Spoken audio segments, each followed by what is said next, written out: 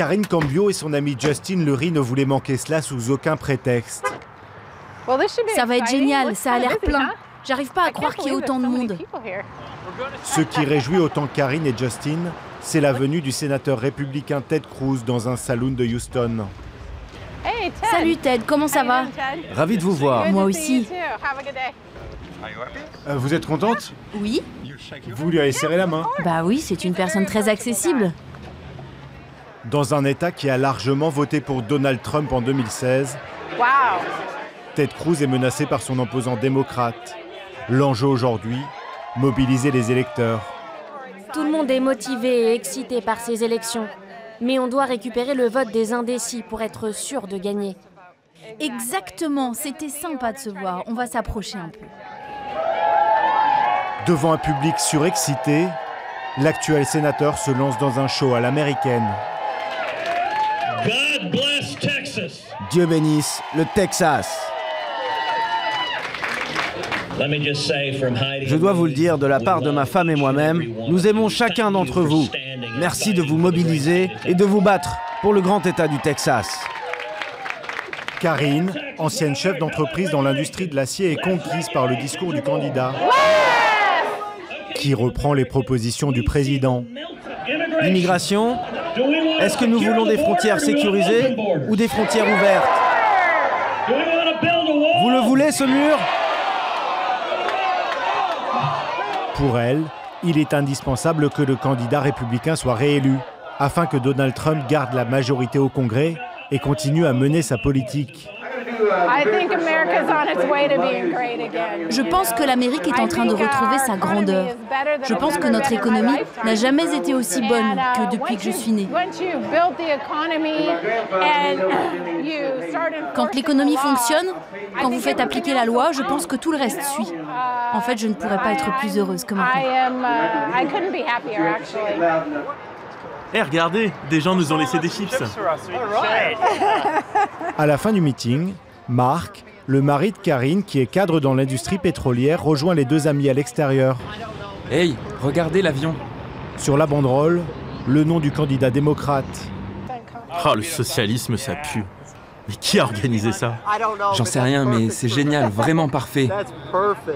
Pour cette ancienne chef d'entreprise, c'est la politique menée par les démocrates qui aurait sclérosé l'économie américaine.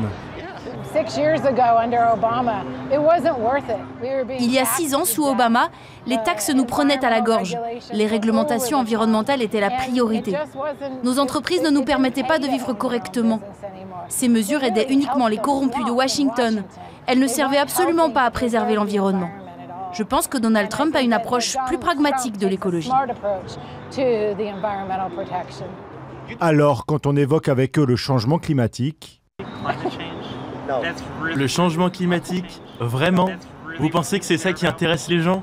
Non mais les gens n'en ont rien à faire. Ce qui semble en tout cas passionner les Texans, c'est cette campagne électorale. Dans cet État de 28 millions d'habitants, plus étendu que la France, les électeurs votent depuis le 22 octobre. Une mesure qui vise à favoriser la participation. Et ça marche. Dans ce bureau de vote, on fait la queue depuis 8 h du matin. Merci pour votre vote, merci.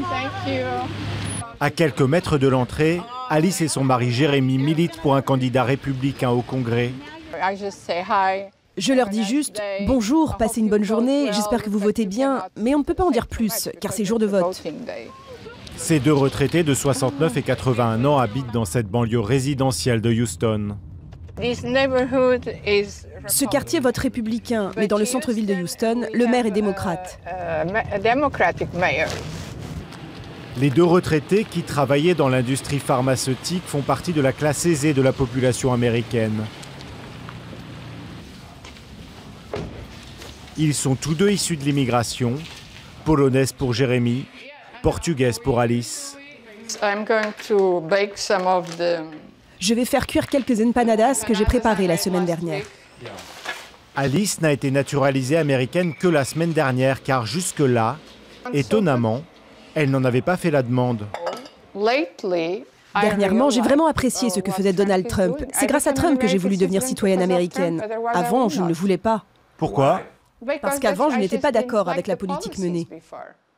C'est notamment la politique de Donald Trump sur l'immigration illégale qui a séduit Alice et Jérémy. C'est fou que quelqu'un puisse se dire qu'il a le droit d'entrer comme ça dans le pays de quelqu'un d'autre. Vous imaginez ça en France? Où est-ce que ça va s'arrêter? Les gens du monde entier vont penser qu'ils peuvent tous venir s'installer ici. C'est absurde. Nous sommes des immigrés, mais on est venus ici légalement.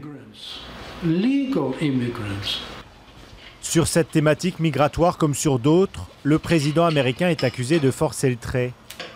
Mais Alice, elle, considère que le style de Donald Trump permet de faire bouger les lignes. Je n'aimais pas le politiquement correct qui avait cours dans le pays.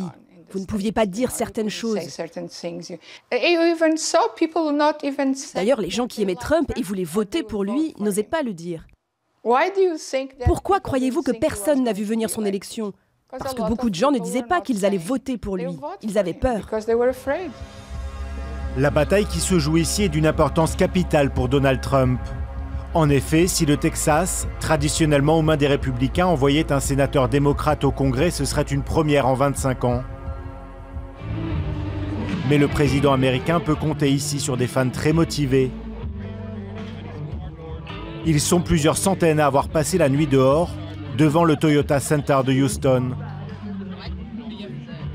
Une salle omnisport de 18 000 places qui accueille ce jour-là Donald Trump. Parmi les premiers installés, Nancy et son ex-mari Eric. La veille, ils ont fait plus de 2 heures de route depuis leur domicile. On est arrivé hier après-midi à 17 h. On a dormi ici, on avait froid. Vous voulez vraiment être au plus près de Donald Trump? Oui, j'ai envie de lui faire un câlin. Nancy avait voté pour Bill Clinton, puis Barack Obama en 2008.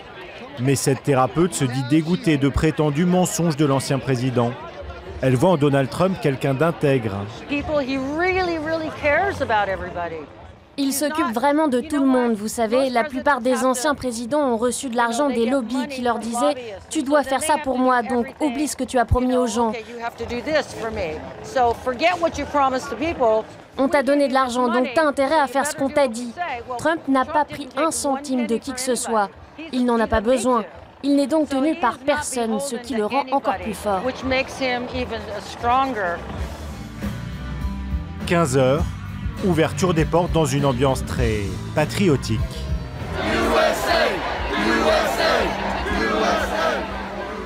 Nancy et Eric sont plus proches que jamais de voir leur idole. J'arrive pas à croire qu'il va être juste là, aussi près, le président des États-Unis. Rattrape-moi si je tombe dans les pommes, hein. Alors que de nombreuses femmes dénoncent le sexisme de Donald Trump, Nancy joue le contre-pied. Les femmes avec Trump! Il a fait plus pour l'emploi des femmes que n'importe qui. Les femmes l'adorent. Il les traite avec respect. Et s'il a une liaison, c'est quelque chose de consenti.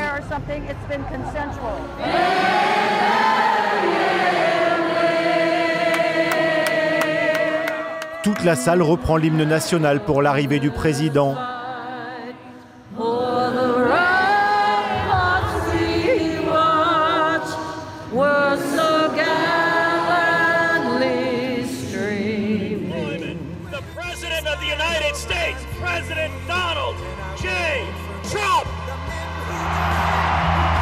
Donald Trump a multiplié les meetings dans tout le pays ces derniers mois, un tous les 2 jours rien qu'en octobre. Et régulièrement, il multiplie les annonces. Cette baisse d'impôts, c'est pour les classes moyennes.